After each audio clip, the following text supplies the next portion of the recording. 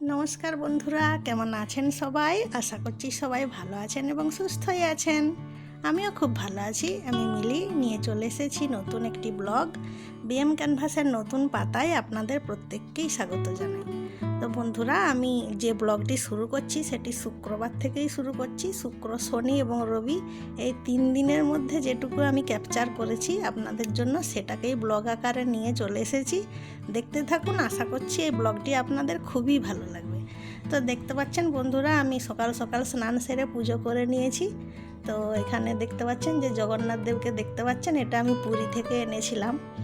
এই কাঠের জগন্নাথ দেবকে খুব ভালো লেগেছিল, তো আমি এটাই পছন্দ করেছিলাম। আর পাশে যেটা দেখছেন আরেকটা জগন্নাথ দেব, ওটা আমার মা দিয়েছিলেন, তিনিও গিয়েছিলেন পুরী। তো আমার দুটো জগন্নাথ দেবের মূর্তি খুব পছন্দ। স্নান সেরে পুজো টুজো করে নিয়েছি, এখন রান্নাটা চাপিয়ে নিচ্ছি। দেখুন, আজকে একটা নতুন রেসিপি বানাবো, সেটাই আপনাদের সাথে শেয়ার করবো। এই চিংড়ি মাছগুলো নুন হলুদ দিয়ে মাখিয়ে রেখে দিয়েছি, কারণ আজকে চিংড়ি মাছের পেঁয়াজ চচ্চড়ি হবে, সেই জন্য পেঁয়াজের পরিমাণটা একটু বেশি করেই নিয়েছি। কারণ এই পেঁয়াজ চচ্চড়ি এটাই এই জন্য বলা হচ্ছে কারণ পেঁয়াজের ভাগটা এখানে বেশি, অথচ খেতেও খুব সুস্বাদু হয়, আর সেরকম কিছু লাগেও না। দেখতে পাচ্ছেন এখানে পেঁয়াজ আছে, কাঁচা লঙ্কা, টমেটো আর একটু সামান্য আদা লাগবে। তো আদাটাকে পেস্ট বানিয়ে নেব। তো দেখতে পাচ্ছেন বন্ধুরা, আমি কড়াইতে তেল দিয়ে দিচ্ছি। আর প্রথমেই আমি চিংড়ি মাছগুলো ভেজে নেব। প্রথমে ওই জন্য সাদা তেল দিয়েই ভেজে নিচ্ছি, কিন্তু পুরো রান্নাটা হবে এই সরষের তেলেই যখন আমি চিংড়ি মাছটা দিয়ে রান্না করব, মশলা কষাবো, তখন সরষের তেলটা দেবো। এখন চিংড়ি মাছগুলো ভেজে নিই। তো এই কুচো চিংড়িটা তো আপনারা দেখেইছিলেন যে আমি পেঁপে দিয়ে একদিন বানিয়েছিলাম, সেটাও খুব ভালো লেগেছিল। আর ইঁচড় চিংড়ি তো জানেন কীরকম টেস্ট হয়, সেটাও আমি বানিয়ে দেখেছি, কিন্তু আপনাদের সাথে সেটা শেয়ার করা হয়নি। তো চিংড়ি মাছ যেহেতু আমার ভীষণই প্রিয়, তো ভাবলাম যে আপনাদের সাথে যখন যেটা বানাচ্ছি একটু শেয়ার করি, যেহেতু এটা নতুন রেসিপি। আর আপনারা আমার এই নতুন নতুন রান্নাগুলো এত উপভোগ করে দেখেন, সেটা আমার নিজেরও খুব ভালো লাগে। যেহেতু আমি নতুন রাঁধুনি, নতুন নতুন কোনো কিছু এক্সপেরিমেন্ট করলে মনে হয় যে আপনাদের সাথে সেটা শেয়ার করি। প্রথমবারই যেহেতু জিনিসগুলো আমি নিজে এক্সপেরিমেন্ট করি, সেই জন্যই আরও মনে হয় বিশেষ করে যে আমার বন্ধুদের সাথেও শেয়ার করি, কারণ এটাই তো এখন আমার ফ্যামিলি হয়ে গেছে, তাই না? তো আমি যা কিছুই করি না কেন, সেটা আমি ভেবেই নিই যে আমার বন্ধুরাও আমার জন্যই অপেক্ষা করে। কোনো কিছু একটা ভিডিও নিয়ে তো উপস্থিত হতেই হবে। রোজ রোজ কী আর ভিডিও বানাবো বলুন, কন্টেন্ট খুঁজে পাই না। তো যেগুলো করি সেগুলো নিয়েই ব্লগ ভিডিওর মতো করে আপনাদের সাথে উপস্থিত হই। দেখুন বন্ধুরা, এই যে সরষের তেলটা দিয়ে পেঁয়াজ কাঁচা লঙ্কা দিয়ে একটু নাড়ানাড়ি করে নিচ্ছি। আর এই বন্ধুরা, আমি তো বললাম যে এই রান্নাটাতে পেঁয়াজের পরিমাণটা একটু বেশি লাগে। দেখতেই পাচ্ছেন অনেকটা পরিমাণে পেঁয়াজ আছে। পেঁয়াজ, ওই কাঁচা লঙ্কা, তারপর একটু সামান্য হলুদ আর লবণ দিয়ে একটু ভেজে নিচ্ছি। আর এই মশলাটা ঠিকঠাক করে কষিয়ে নিয়ে শুধু চিংড়ি মাছগুলো দিয়ে দিলেই একদম দারুণ খেতে হয়। এটা আমি নিজে বানিয়ে খেয়ে তারপর আপনাদেরকে রিভিউ দিচ্ছি। আমি যে কোনো জিনিসই বানানোর পর, খাওয়ার পরে আপনাদেরকে ভয়েসটা দিই, তাই বলতে পারি বিশেষ করে যে কেমন রান্নাটা হয়েছে। তো প্রথমবারই বানিয়েছি, কিন্তু এতটাই ভালো টেস্ট হয়েছে যে মনে হচ্ছে যে আর অন্য কিছু মাছই খাবো না। এই চিংড়ির এই রেসিপিটা আমার কর্তামশাইয়ের ভীষণ পছন্দ হয়েছে।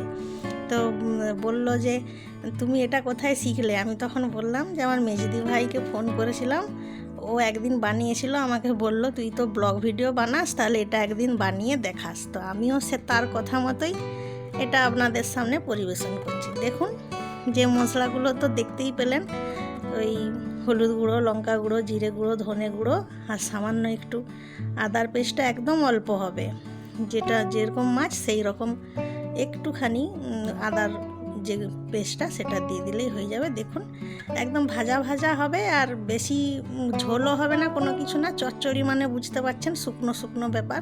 দেখতে পাচ্ছেন বন্ধুরা, এখনই কত সুন্দর টেক্সচার চলে এসেছে। আর একটু স্বাদ মতো চিনি দিয়েই নামিয়ে নেব।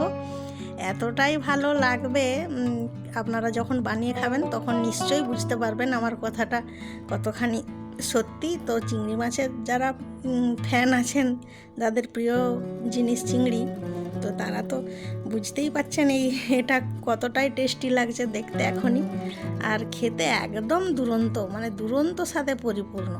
আমি বানিয়ে খেয়ে আপনাদেরকে রিভিউটা দিলাম, আপনারা একবার অবশ্যই বানিয়ে খাবেন, দেখবেন আর কিছু লাগবে না। তো আমরা তো এটা এতটাই ভালো লেগেছে আর কি বলবো, একবার বানিয়ে অবশ্যই খাবেন। তো এটা হচ্ছে শনিবার বিকেলবেলা একটু বেরিয়েছিলাম বাজার টাজার করতে, তো সেদিন দোকান বন্ধ ছিল, তো ততক্ষণের জন্য এই পার্কের সামনেই ছিলাম, তো ভাবলাম তাহলে একটু পার্কটা ঘুরেই দেখি, অনেক দিন আসাও হয়নি, আর যেহেতু বিকেলের দিকে বেরিয়েছিলাম তো ভাবলাম তাহলে একটু পার্কে ঢুকেই যাই। তো বন্ধুরা, কেউ কি চিনতে পারছেন এই পার্কটা? আগেও এসেছি কিন্তু, আর এটা নিয়ে একটা বড় ভিডিও আছে, সেটা আমি যখন প্রথম ব্লগিং শুরু করেছিলাম আপনাদের সাথে শেয়ার করেছিলাম। সেই ভিডিওটা এখন আমার পপুলার ভিডিও 1 নম্বরে আছে, কারণ এটা আপনারা অনেক ভালোবাসা দিয়েছেন।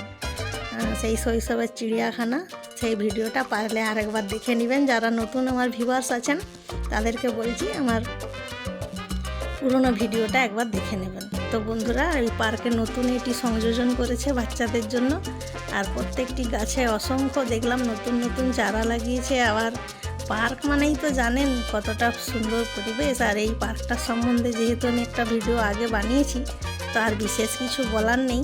তো বিকেলটা খুব ভালোই কাটলো, কারণ আমরা বললাম তো যে একটু কাজে বেরিয়েছিলাম, যেহেতু সময়টা হাতে ছিল, তো ভাবলাম ভিতরটা একটু ঢুকে গিয়ে বসি। তো বসে মনটা খুবই ভালো লাগলো, একটু গল্পও হলো, প্লাস সময়টাও খুব দুর্দান্তভাবে কেটে গেল।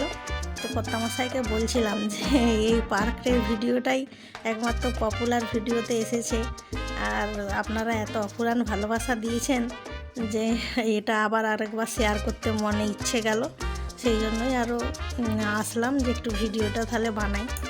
তো বন্ধুরা, যারা নতুন দর্শক আমার আছেন আর যারা পুরনো দর্শক আছেন, তারা তো আমাকে যেভাবে ভালোবাসা দিচ্ছেন, আমার আর বিশেষ কিছু বলার নেই। আপনাদের ভালোবাসার কারণেই আমি নতুন নতুন ব্লগ ভিডিও নিয়ে উপস্থিত হচ্ছি। আগের থেকে অনেক অ্যাক্টিভ হয়েছি, অনেক চেষ্টা করছি আপনাদেরকে যত তাড়াতাড়ি সম্ভব একটা করে ব্লগ ভিডিও দেওয়ার, কারণ আমি নিজেও বুঝতে পারছি আপনারা এত পছন্দ করছেন, কমেন্টের মাধ্যমে জানাচ্ছেন, বলছেন যে কেন ভিডিও দিতে দেরি হচ্ছে, রোজ রোজ কন্টেন্ট পাচ্ছি না। বন্ধুরা, তাও আমি নতুন নতুন ভিন্ন ধরনের কোনো কিছু আনার চেষ্টা করছি। একই জিনিস আমারও ভালো লাগে না, যাতে নতুনত্ব কিছু থাকে সেটাই আমি চেষ্টা করি প্রত্যেকটা ব্লগে কিছু না কিছু নতুনত্ব আনার।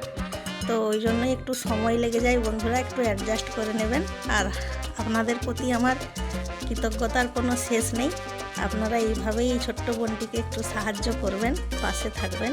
আমি তো বলেইছি আপনাদের প্রত্যেকের ভিডিও যাদের দেখি তারা তো জানেন কত সুন্দর সুন্দর গিয়ে কমেন্ট করে আসি, পুরো ভিডিও দেখে আসি, লাইক দিয়ে আসি। আপনারাও সেই কাজটাই করছেন, আমার খুব ভালো লাগছে। আর এইটাকে যে প্রফেশন হিসেবে নেব আমি কোনোদিন কল্পনা করিনি, তবে এই দুনিয়াতে এসে আমার এটা এখন খুব ভালো লাগার একটা জায়গা, আর অনেকগুলো মনের কথাও শেয়ার করতে পারি। তো বন্ধুরা, দেখতে পাচ্ছেন আমি রবিবার দিনের ব্লগ শেয়ার করছি। সেদিন ছিল রামনবমী, এখানে আমাদের সামনেই একটি কালী মন্দির আছে, ওটা আপনাদেরকে দেখালাম, আর খুব সুন্দর মন্দিরটা।